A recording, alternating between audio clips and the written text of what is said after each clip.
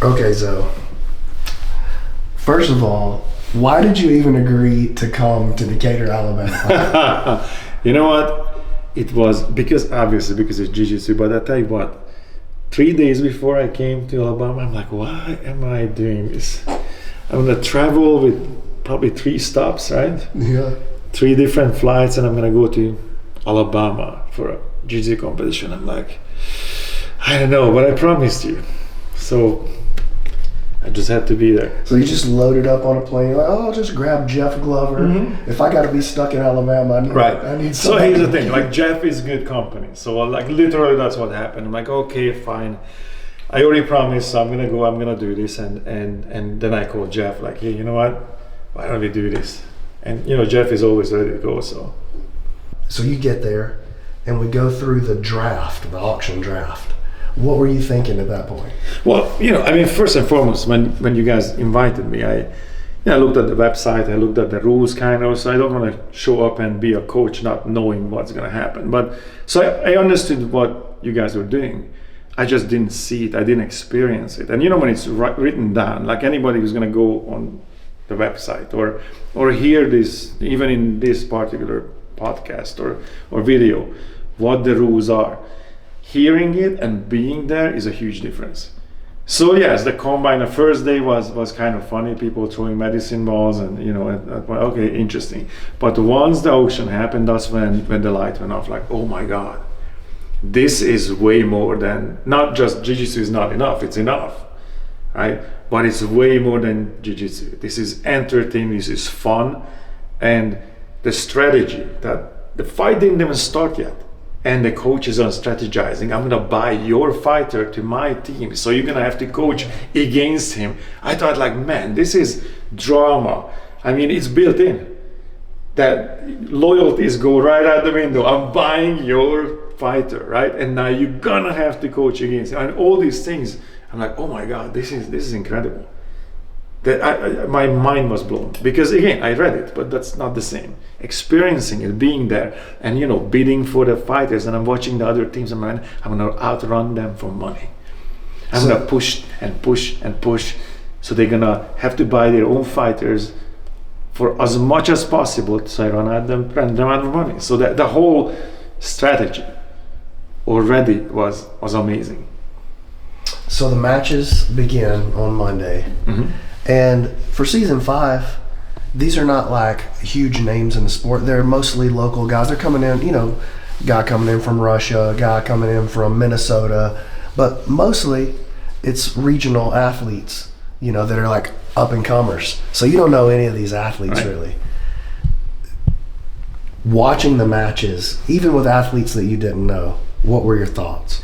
Well, you know, that's actually a funny statement. You know, they're like local guys, like from Russia and you know, from Minnesota. Like, that's anything but local. But look, some of the guys I know. I mean, like, you know, you have a couple of guys that are names, you know, that I know from the circuits, right? But I really didn't know what to expect, you know, and just the idea how, yeah, I mean, look, to start in structure, right? I'm competing since I was a kid. I started with judo and then jiu-jitsu. I'm competing right now. So, you know, the world of competition is something that's really familiar to me. And this particular way that you guys did it was just violent, but gentlemanly violent, right? Fast. I mean, the whole thing, the fact that you guys crunched down the time and all this has to conclude and within 6 minutes, and only submission matters, and the draw gets your point zero, that gets your team 0 point, right? This actually changed how these fights are happening. So I was actually surprised how fast. You know, a lot of people say like jiu-jitsu is boring. People would say that because they don't know jiu-jitsu. Like, you have to be an expert to understand that it seems like nothing is happening, but somebody's gaining just an inch, and that inch will change the game. We know that. We're black belts. This is what we do. But the regular public, they wouldn't. But if they watch this is a fight. It doesn't matter if you don't understand the rules of jiu-jitsu. It's fast, it's violent, I'm gonna put that in quotation mark, gentlemanly, violent, and explosive.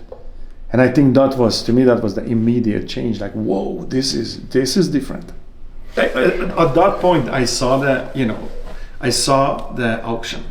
So the auction already kind of sold me. Like, I'm like, okay, this is different. This is really exciting. This is interesting to the public, not just people who are into jiu-jitsu. This is good television. This is every element that needs in a program to be exciting was there, right? So I was looking at that, and so it's like, like your slogan, everything you like about sports plus jiu-jitsu. It was already that, because obviously I knew I came to a jiu-jitsu competition, but a grappling competition, but this auction kind of changed. Like, okay, this is super interesting. And I went home that night, and I was just thinking of it, like, man, I gotta be involved here. I think we can make a big difference. This can become something more, because the problem, in quote problem, I would say the challenge of grappling and jiu-jitsu is that as big as it became, it's now a multi-billion dollars industry with tens and tens of millions of practitioners. It's still not that mainstream. So your average person doesn't know necessarily what's happening, right? So that was always a challenge in jiu-jitsu. And I felt like the way you guys doing this, as you were doing it, like, okay, this gives a bridge. This will be interesting to people who are not necessarily into grappling, but because there's so much drama, there's so much competitions, there's so much strategy involved, they possibly will watch it and eventually learn what is happening. Like how it was with the UFC. In the beginning, everybody's like, what is this? Now your grandma knows what's a triangle choke or a rear naked choke, right? Because it became such mainstream. I think it's gonna happen with jiu-jitsu. It's the fastest growing martial arts, like hands down, right? And so that's what I was thinking. And the next day I was sitting there and I'm like, I gotta get involved with this. I think if I bring my team, if we get together and do this together, I can bring you opportunities and I can bring you resources that with that, this can absolutely explode. That's how Heather. That's what I was thinking. That's how Gracie gets into the picture. I mean, she's obviously Carlos Gracie's granddaughter, so she was born into this. Like, she's part of the fight dynasty. The most famous, arguably most famous fighting dynasty in the world is the Gracies. They're responsible for the popularization of jiu-jitsu by far, right? And so by default, her network is her entire family, right? And these are the Hall of Famers, and I knew that I'm gonna tell her and I'm gonna show what this is, and she's gonna get excited, because for her this is family legacy, right? So for her this is something that her grandparents started is continuing and exploding even more into regular consciousness, right? And it's somewhat legacy for me too, because see, my career took off as a musician, but I was a martial artist first.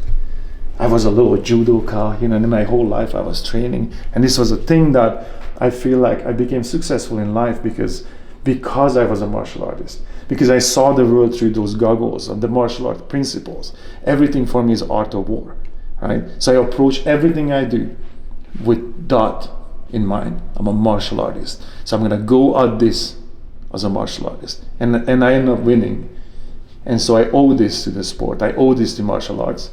And so, I created my legacy as a musician, but I wanted a piece of this, that hey, because this gave me this success, I have to give this back. And with you and your team, I'm like, you know what? This is the opportunity. We can make this into one of the biggest promotions, but it's not even about the biggest, it's about changing what jiu-jitsu is. Getting these fighters paid. We all did this, we all competed, right? I have to train, I have to take care of my own injuries, I have to buy my own gear, I have to travel to a jiu-jitsu competition, pay the fee to compete, and if I get on a podium, I get a medal. And that's it. Start all over again. So it's not really a professional sport, because you don't get paid. Can we change that?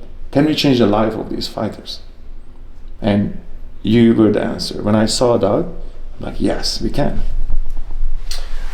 What did you think about the team and the culture that the PGF had when you first came through? Well, jiu-jitsu is a brotherhood to begin with, but this was even above that. because it's a team sport. If you think about it generally, anybody in combat sport, you fight for you and you alone. I go out on that mat and it's me against the other guy. And I might have my coaches and my training partners with me, but I fight for me, right? And anytime I go to these competitions now, I know almost everyone, right? I know the people. So I'm fighting against people who are my friends. For some of them are for decades, right? So the camaraderie is there. But this, because PGF is a team sport, it was incredible to see that in a couple of days, former adversaries became best friends because they were on the same team. Your performance affects the team. So two things happen. Everybody cheers for you. Even though you were possibly a former foe, a former competitor that you always had to battle, which happened in your promotion, right? And now you're on the same team. You have to help each other. You have to even give each other your secret moves because your team has to win, right? And so I think it elevated that camaraderie. It was beautiful to watch how these team members embraced each other and helped each other. And two things. The team is screaming at you if you slacking because you're hurting them too.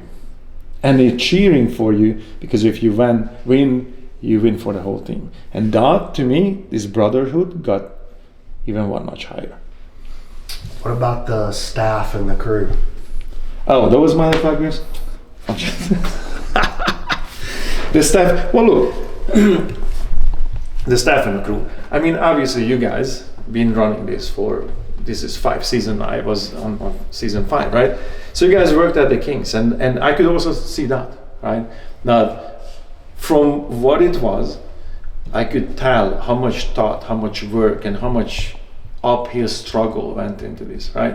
Like it's obvious, like I'm beside being a musician, I would say I'm a businessman and I'm an entrepreneur. I've seen this a million times. I have my own, businesses and build my own empire to see that. I look at you guys and I see what you do, and I see that these guys sacrifice everything to do this, and that's what it takes. Like you row your boat out as far that you don't have enough energy to go back. You went all the way, right? So everybody was involved. Everybody knew what they were talking about, right? So even though I'm in Decatur, Alabama, I think God forgot this place. I mean, it's out there, right?